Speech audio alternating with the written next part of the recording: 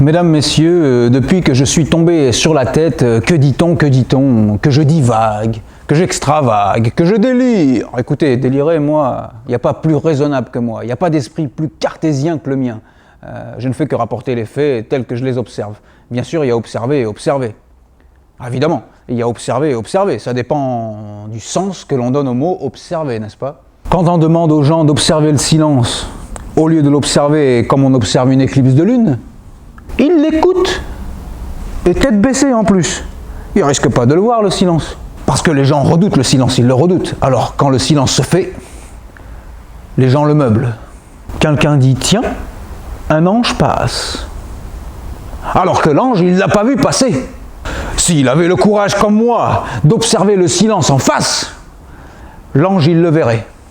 Parce que, mesdames et messieurs, lorsqu'un ange passe, je le vois. Je suis le seul peut-être, mais je le vois. Évidemment, je ne dis pas que je vois passer un ange, parce que aussitôt dans la salle, il y a un doute qui plane. Et je le vois planer, le doute. Évidemment, je ne dis pas non plus que je vois planer un doute, parce qu'aussitôt les questions, comment ça plane un doute? Comment pouvez-vous identifier un doute avec certitude? Eh bien, à son ombre.